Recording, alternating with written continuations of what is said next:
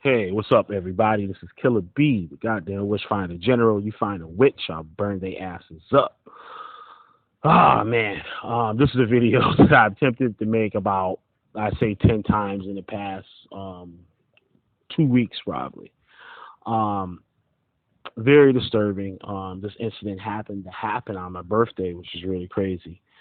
Um, it's about skateboarding, black skateboarders, friendship. Um, those you don't know, Terry Kennedy was a professional skateboarder for Baker Skateboards under Baker Boys Distribution. Uh, has been charged with first degree murder of his friend, fellow skateboarder Josiah Kassahun. I believe that's how you pronounce his name. I apologize if I'm not pronouncing his name correctly. But this is a very disturbing story. Um, for those you don't know, Terry Kennedy, he became quite popular. He actually dated Russell Simmons' daughter for I think it was like some Simmons TV show that was like years ago. I never watched the show. I just knew that he was on it or whatever. Um, and I actually worked for the company that Terry Kennedy professionally rode for, um, Baker Boys Distribution. Um, and I want to talk a little bit about the skate industry. Like I said, skateboarding, black skateboarders, and the skate industry. Um, it's very disturbing that Terry Kennedy has been charged with first degree murder of his friend. Um, Supposedly, there's surveillance of them checking out of a hotel in California, and it shows them walking through the parking lot and with Terry Kennedy's ex-girlfriend, and Josiah. And for no apparent reason, they said Terry Kennedy um, hits Josiah in the face. Josiah gets knocked to the ground. Terry Kennedy and his girlfriend flee in the car, leaving Josiah there. Josiah was hospitalized, and 4 days later, he was pronounced dead. Terry Kennedy had been arrested. He had $100,000 bond, and then I think it was $1 million bond. Then I believe he's being held without bail now, and charged, and he has been charged now with first degree murder. I've been watching some videos and stuff, and there's a lot of people talking about free TK and all this stuff, and I find it very disturbing that people would want to cheer this man on to be released for what he's done, right?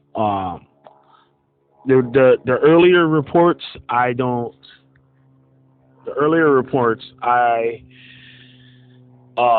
seen that it might have been over something as little as a photo and some T-shirts.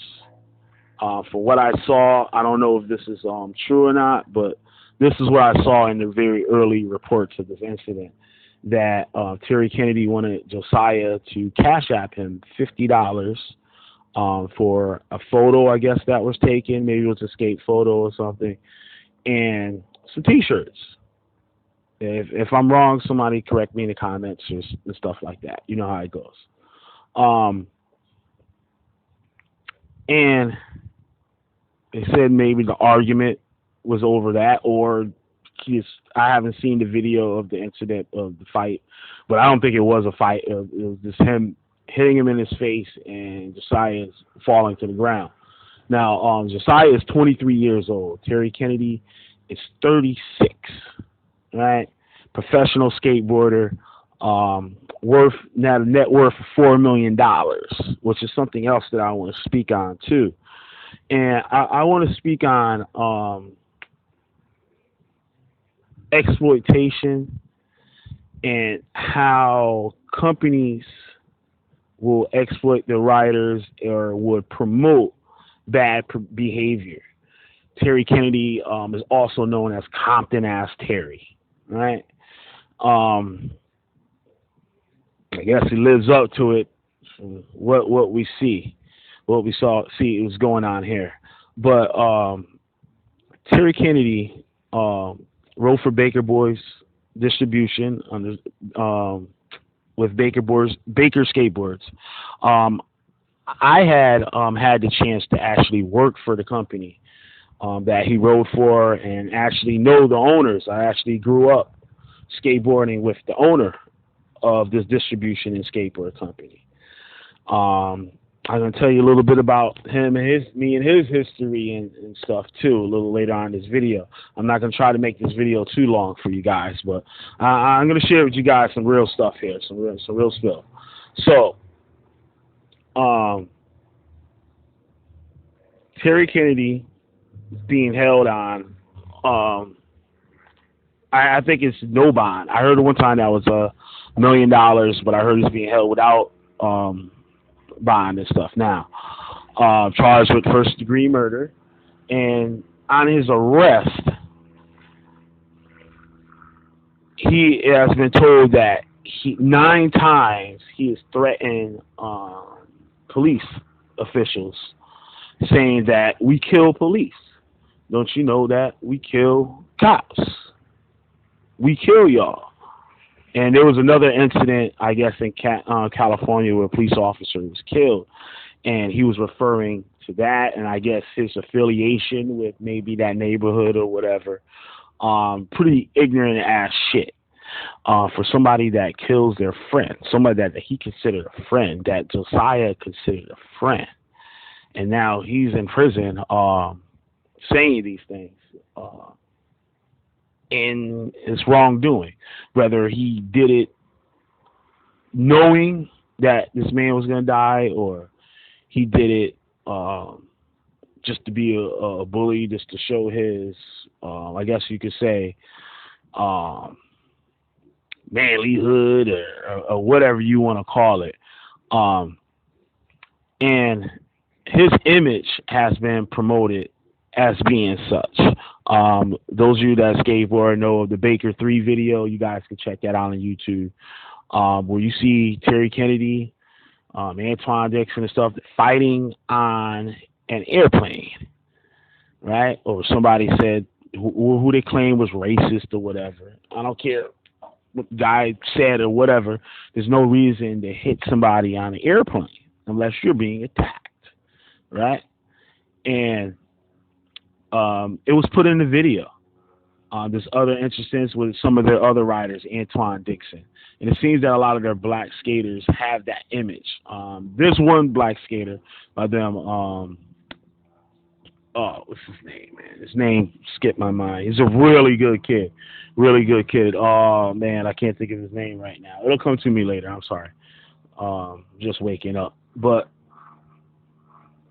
it's portrayed, the image of the company is a bunch of what you would call like bad boys, drug addicts, alcoholics, this gangster ass motherfuckers and shit like that.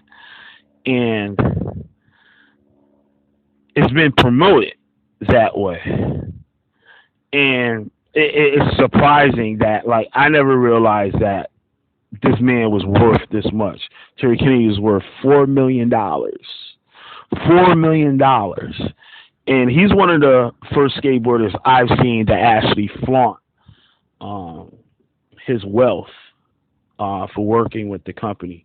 Most skateboarders, like you see, they look like they just crawled out of a dumpster somewhere, or like, you know, they're just regular people, or just like some hippies, and like, you know, they're not really about the money and all that stuff. Because through the years, I've been skateboarding since I was probably 12 years old, and that's always been the image. It wasn't a rich lifestyle to be a professional skateboarder.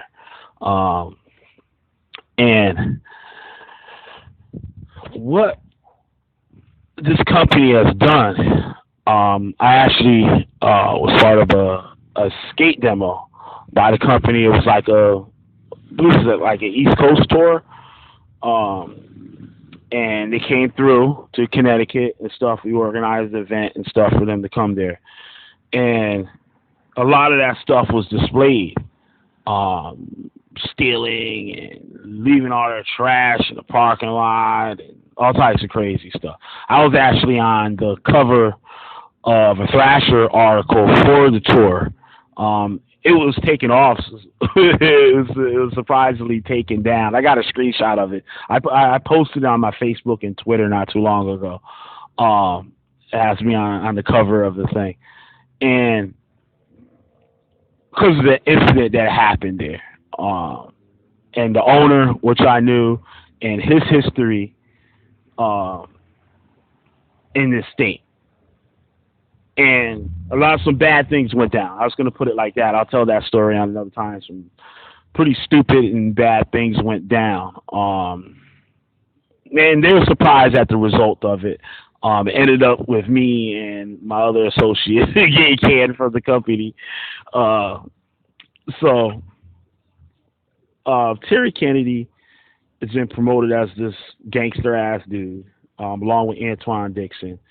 And the company started to distance itself with Antoine Dixon.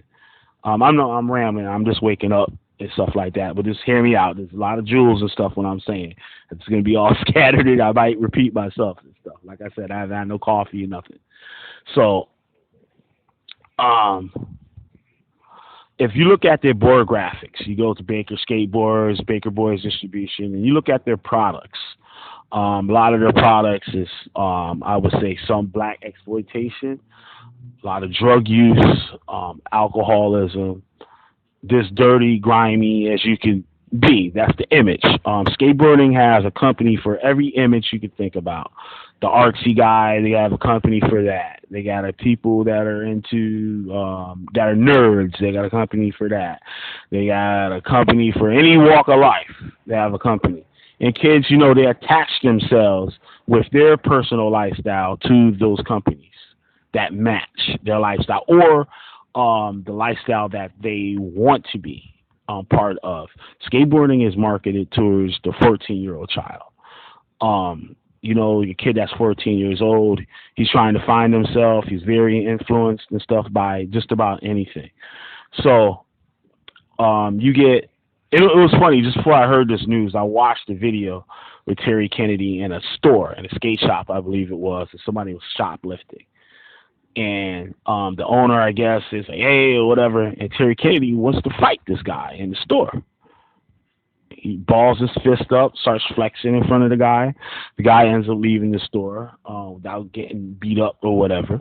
But for somebody that makes $4 million, I find it kind of weird that he acts that way. Just like how we see rappers today in the hip-hop industry, right? Shooting each other and all types of crazy stuff. Peeing on people's graves and all types of weird, crazy stuff. And this company has been promoting this lifestyle.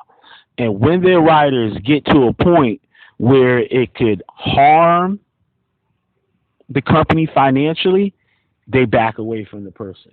Antoine Dixon has been in numerous fights, go on demos, and beat up people at the skate park. All this footage is saved and put in their skate videos. And they make money from this, right? So Terry Kennedy goes on, right? Compton ass Terry goes, beats up this kid. And I bet you I would love to hear what the company has to say. I haven't read anything from the company speaking on this, and I believe they are obligated to. I believe they should hold themselves responsible for his actions. He should have been canned a long time ago. Right? Antoine Dixon should have been canned a long time ago. Right? I love Antoine Dixon. He's like my favorite skateboarder. I want to say he's the best skateboarder but like he's my favorite dude. Like that's my dude. Like he cool. Like, but he's reckless. He's out of control. He has recently cleaned up his life, from what I heard. I haven't really followed up on it too much. He's into rehabs and goes counseling and all that stuff. Night and day difference. You guys could look him up on YouTube and you can see his past life and what he's into today and stuff. But the company pretty much left him for dead. He no longer rides for the company and stuff. Now, this is going to happen to Terry Kennedy, and it took this incident of them cheering his behavior on all these years. They have been cheering this behavior on. And now this happens. Somebody that's supposed to be his friend, over a $50 cash app, this man lost his life. Over a $50 cash app. And the family has sued Terry Kennedy.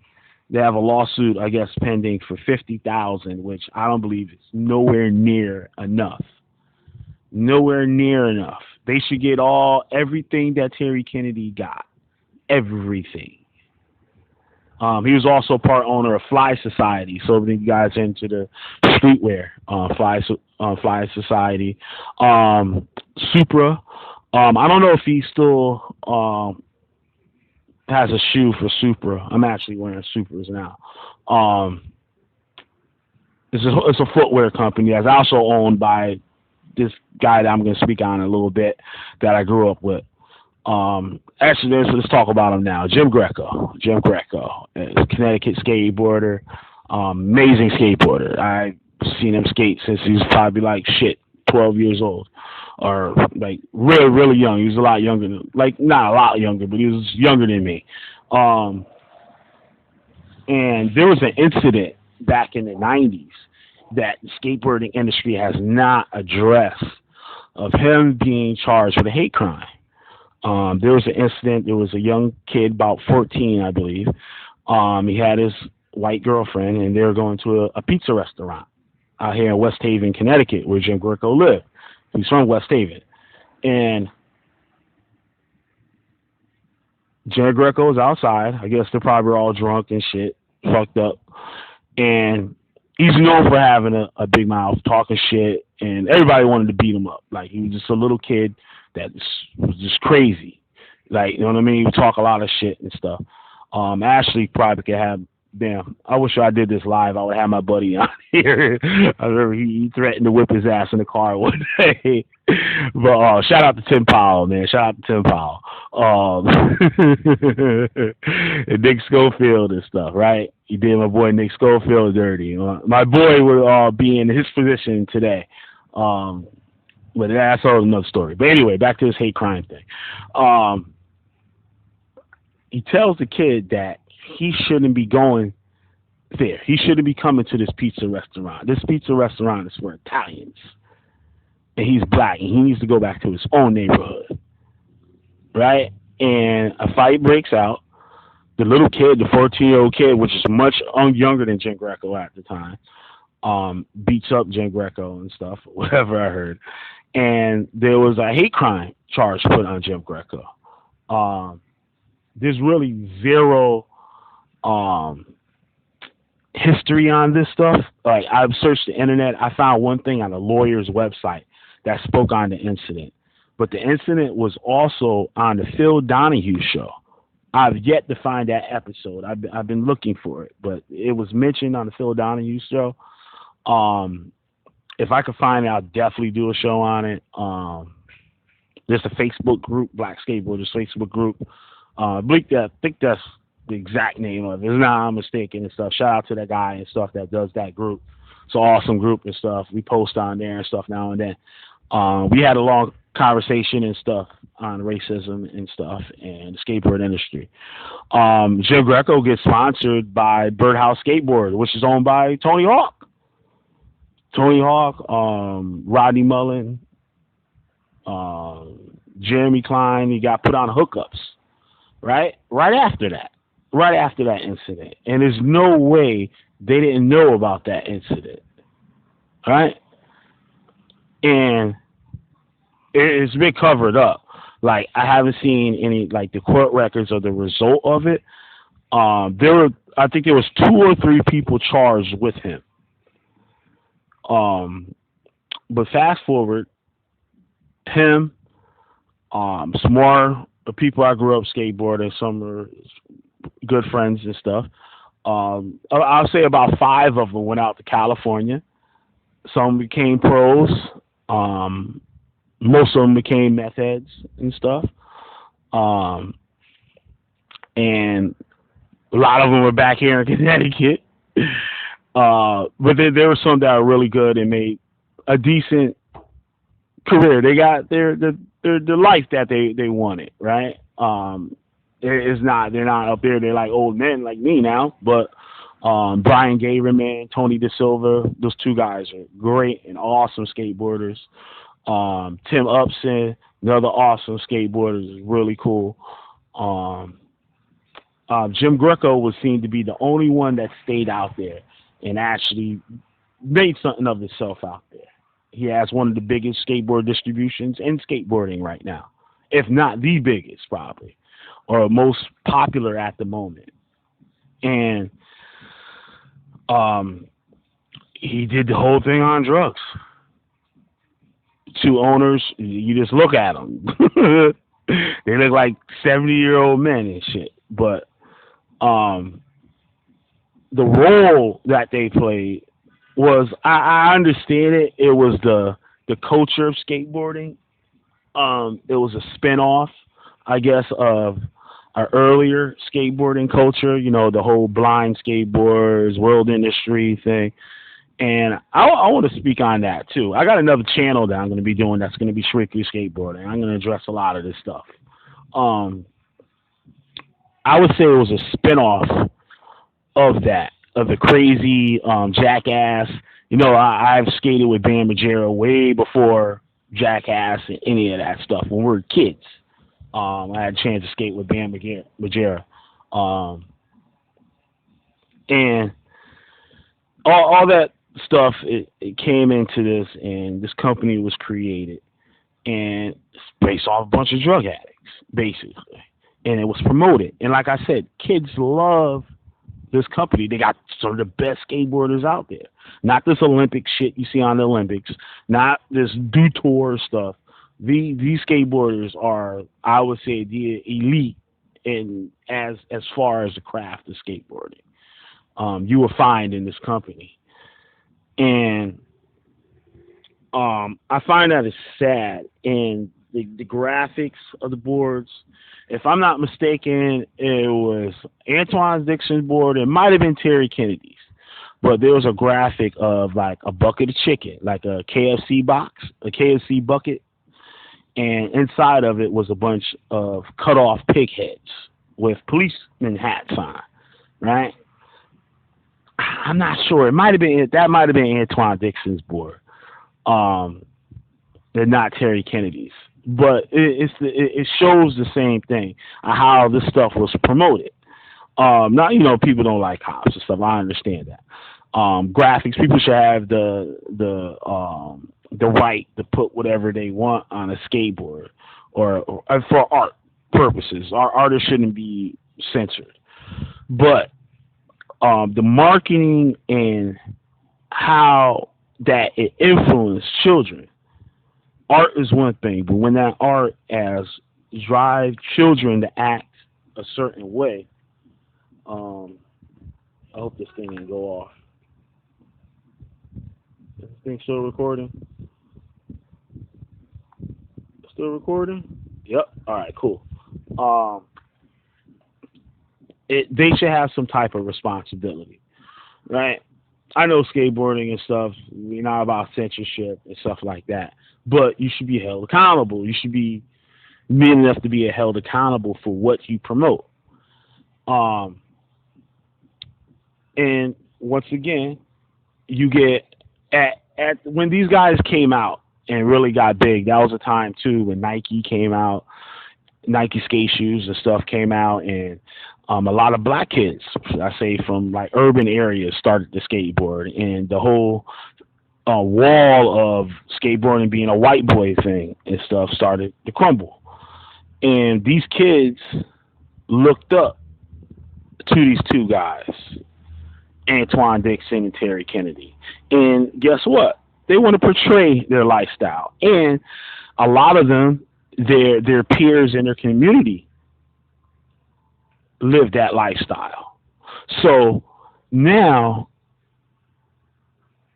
skateboarding and that lifestyle is being fused together. And now they see Terry Kennedy getting money making skateboards, Antoine Dixon getting money for Death Wish skateboards.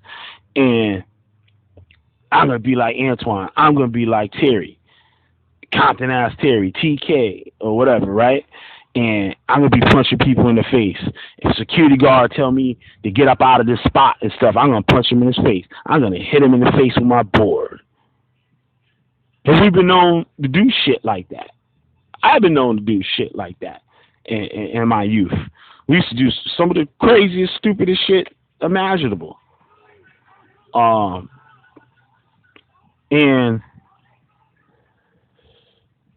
it's almost like what people say, whether it's true or not, how the rap industry and stuff, how the record labels created a lot of this stuff. I know it for a fact. NWA and stuff, nobody was gangster out here. Like, their little crews, the people that did their crime, they did their crime. It wasn't promoted. It wasn't seen unless you're in that scene. NWA comes out, takes the suburban kid and turns him into a gangster or wannabe gangster, or at least trying to portray the lifestyle of that gangster, right? I believe once you making millions of dollars for a company, a lot of that shit should go away. You should learn better. You should know better. You know what I'm saying? When you know better, you do better, right? There's a lot of people too that want to take that urban lifestyle and bring it into, or not urban lifestyle, bring that ratchet ass piece of shit lifestyle and bring it to the world. I say that, society, like where real people are, right? Where civilized people are. And what it does is it damages a whole community. It's a cancer. You know how like something like the cancer and the cancer spreads? Cancer's in one location, then it spreads, right? Now, this is exactly what this does. Now you got suburban black kids wanting to learn the skateboarding, right? And they look in their magazines, they look on the internet, and the black skateboarders, and they act like gangsters. They act like drug fiends, right? Yeah, like you can go to these guys' videos, you see them smoking pot, drinking, and parents are buying these videos for these kids. Most parents don't pay attention to their kids. Most parents love skateboarding because it keeps the kids out of their damn face. The kids ain't in their face 24/7. They got their skateboard, they're gonna disappear. They can be at the skate park. That's a babysitter. That's an instant babysitter. They can drop their kid off at the skate park. They can go do whatever the hell they want to do and come back. And guess what? That kid can be right there skateboarding when he come back. You come back 10 hours later. You come back, drop him off at 8 in the morning, come back at midnight. Guess what? That kid can be still in that park skating, having the best time of his fucking life. Some of the best years of his life is going to be there. And it's disturbing that a lot of people are getting away with this stuff and none of this stuff is being addressed. I'm not saying that they can't do it. They can do it. But they should be held responsible for what they do. They should be able to take the criticism for what they do. Right? These people can't play softball for shit out here. These are about the sorriest ass people. Guys and stuff, y'all, real quick, this is off topic, guys. You shouldn't play softball. Softball are for old ass men and women. If you're not like 50 years old, you should not be playing softball. Hardball is where it's at. Play baseball, not softball.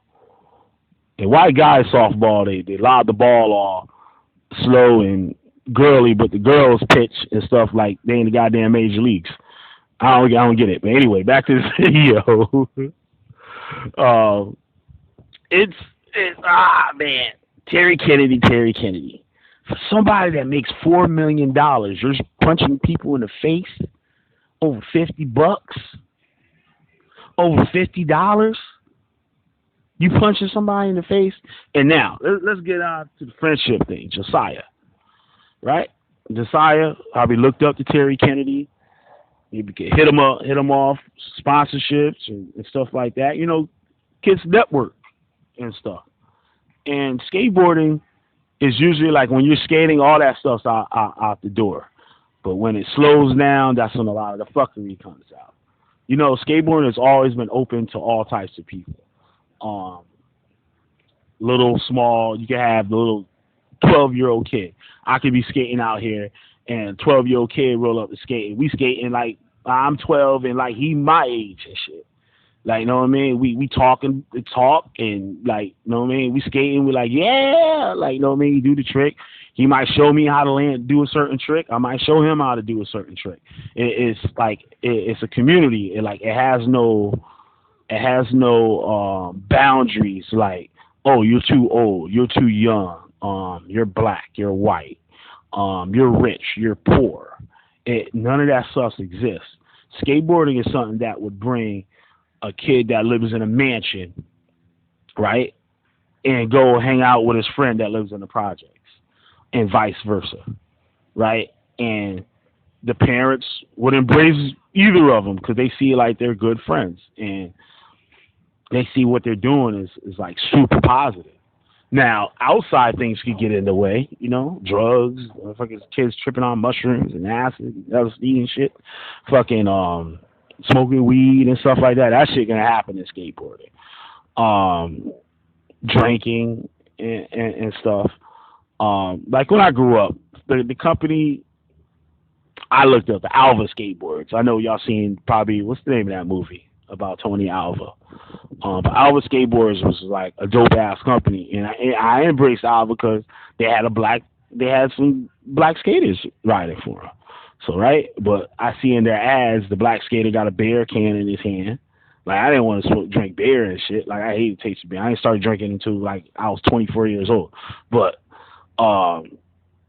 Jeff Hartzell, like what brung me, y'all know me about the cult stuff, Hebrew Israelites. What brung me into a lot of that stuff was skateboarding. Jeff Hartzell, him doing a interview in Power Edge magazine on Rastafarianism, Haile Selassie, right? I'm black, right? All I ever learned in school was Malcolm X, and not even Malcolm X really, well, a little Malcolm X, and mostly Martin Luther King and stuff, right? And damn, I feel ashamed. What's her name? The lady who was on the bus. Y'all know who I'm talking about, right? But my memory is shot. My brain is shot this morning. But they talk about Haile Selassie. So, like, I always had a big encyclopedia set. So I looked down, I was like, oh, shit, Haile Selassie up in here. Let me see who he is. Oh, shit, this dude was an emperor, like a king and stuff. So, like, then he says, oh, he was the second coming of Christ and all this stuff, like, right? I'm like, oh, shit, this stuff is pretty interesting, right? And I like Jeff Hartzell. I didn't smoke weed at the time, but, like, I was interested in it now. You know what I mean? Because, shit, Rastafarians, they smoke weed and they believe in a black messiah and all this stuff, like, right? So, you know, I'm skateboarding and stuff. I'm drawing the little red, yellow, and green the colors on my board and stuff like that. I ain't nowhere near no marijuana or nothing. But, like, you know what I mean? That, like, it was cool to me because it was black. You know what I'm saying? Jeff Hartzell was actually, like, Hawaiian or Japanese, part Hawaiian, part Japanese or something like that, right? He actually lives in Hawaii now. Shout out to Josh. I believe he lives in Hawaii. I know, see some last couple of videos I see by it was in Hawaii. Shout out to Josh out there. In Hawaii. And that stuff, it kept me a good kid, right? It kept me a good kid. I wasn't into, like, harming people, robbing and stealing and stuff like that. I wasn't into any of that stuff, like, right? I had an interest in black culture and stuff. I started listening to KRS-One. He's telling me about, You know what I'm saying? The people in the Bible is black and all this crazy nonsense, right? A lot of pseudo information. But anyway, it kept me grounded to have a certain mindset. It had me grounded to think different, right? At that point, there was no NWA. There wasn't no goddamn D Block and Dipset and stuff like that to screw up my mind. Now, kids, that's all they got to look up to. And if it's somebody else, they have to really search for them to find that type of music to keep them some type of way, so rounded, right? So, man, I don't know. I want to cut this thing short. I'll fuck around and go on an hour just talking on this thing. It's sad, man. It's like it's really sad, and it's not a good look for black people. Oh, this is another thing I wanted to talk about too. This is another thing I want to talk about. World Industries, right? What was up with those graphics and stuff? And like, you had the Javante Turner was one of their black pros and stuff, right? Javante had a board with a basically a black exploitation character eating watermelon, like, right? And a lot of things that were making fun of black people, you know, like that era where they had like the ads and stuff, and that stuff was put on boards. Now, we thought it was cool. I had a Javante Turner shirt, like, right? And I brought it. Like, my parents didn't brought it. I brought it, right? I had friends that had it. I had friends that had the board, the big watermelon thing on it and all that stuff, right? And we didn't know the history behind it. We didn't know where it came from. And probably some of the parents didn't know where it came from, but a lot of them did. You know what I'm saying? A lot of them did, and they probably didn't buy that stuff for their board or told their kids they never buy no products from. I don't know how it went, but the artists that made those board graphics, the owners of those companies did, right? And this is the same guy that spearheaded the whole Jackass thing, you know, like the TV show Jackass. This is way before Jackass came out. Jackass came about from CKY. CKY, it was like a snowboard crew from Canada, and it was doing all those weird things that you see Jackass doing and stuff like that. That's where originally Jackass came from. Then you had Big Brother magazine, which was like a skate magazine that no kid should actually have in their hands. It was like partial porn, like, know what I'm saying? It was like what would you call? It just had articles that weren't fit like for kids. It was like they'll have an article how to kill yourself like successfully, how to make bombs, and like, you know what I'm saying, show you how to make like Drano bombs, like Drano and aluminum foil and stuff, and make them blow up. They would have like reviews on like a contest that they might have. I remember it was a contest, I think it was like in Atlanta or something like that, and they was talking about how one of the I think it was the editor of the magazine, like, he took off and he was like doing coke, smoking crack or whatever, and we had like I didn't want to talk too crazy. I had somebody walking by me like, what the hell is this nigga talking about? Like, the magazine was basically like child porn, basically. It was like porn for kids. It was like a porn magazine for kids. And surprisingly, it was published by Hustler magazine. Yes, it was published by Hustler magazine. It's called Big Brother magazine. You guys can look that up for those that don't know. Same dudes and stuff started Jackass. They're all part of that. And before that, it was Steve Rocco. Steve Rocco started World Industries. That was the first skate company to ever be on the stock market. They are, if some of you kids, children and stuff that got skateboards, they actually sell their boards in department stores, I believe now, with the little Devil Man and Flame Boy. All the graphics are really kid oriented, but they're bad kid oriented.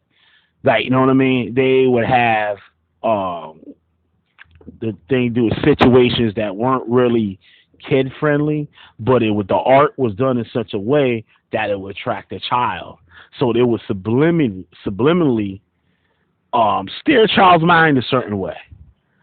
Um, he started this company with originally SMA, and we did an ad talking about steel major athletes, where basically they hijacked the whole skateboard industry. The skateboard industry was clean.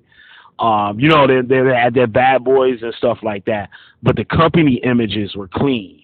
They were like the first company to come out. Well, Alva really kind of wasn't that clean, but they were like the bad boys. But like that, it didn't really promote a lot of the crazy shit that like this company did. Actually, you can go check out one of the world industry videos if you go to Nicky Springfield's channel. As soon as you go to his channel, you see his playlist, and you'll see a video called Rubbish Heap. That was actually the first SMA World Industries video. You can check that out and stuff. It's good, great video, and it started a lot of this stuff. They were like the first to really hire or have a huge black team, professional skateboarders that were pushed to the front. Like, you know what I mean? Like, they had like Steve Stedham and stuff, wrote for Powell and Peralta. They had who's that dude? Damn, it's crazy. I can't even remember these dudes' names. Well, this is a bunch of old school black skateboarders, but they weren't really promoted. Like, some of them had pro boards, but they weren't all in the magazines like that.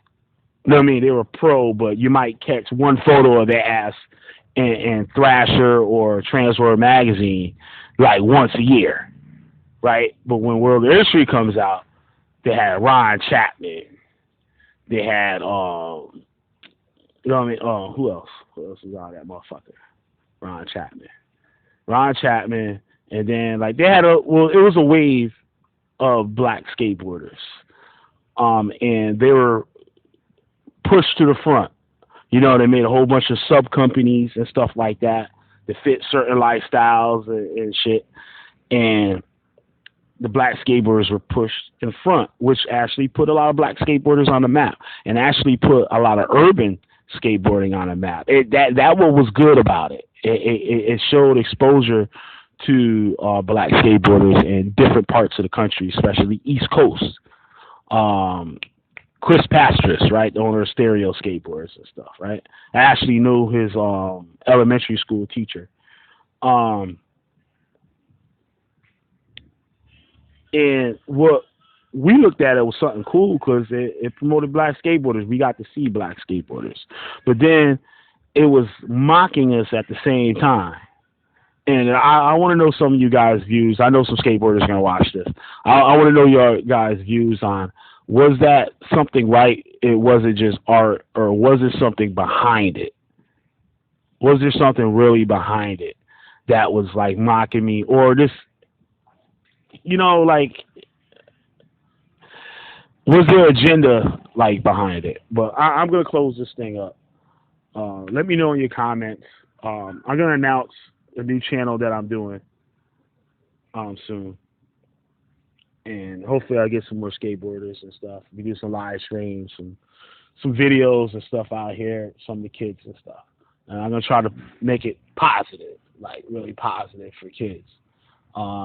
Might act up a little bit, but you know, it's gonna be in a good way, like a cool way, right? So with that, yo, I'm Killer B, the Wishfinder General. Please hit that like button, subscribe, and if you're a skateboarder watching this channel, you can check out some of the other content and stuff I got. I tell you my life and stuff, growing up in the Hebrew Israelite cult, which is growing rapidly through the country, and it's destroying a lot of lives and stuff, and taking a lot of good people and twisting their minds. And you can apply some of the things that I say in these videos to some of the things that you wouldn't consider cults, that you might consider subcultures or organizations, or even companies, your workplace. You can associate a lot of and learn a lot of things when people are trying to manipulate you to think and do certain things, right? So with that, I'm gonna shut the hell up. It's 45 minutes and stuff. I'm Killer B, the Witch Finder General. You find a witch, I burn their asses up every goddamn time. Later, y'all. Peace.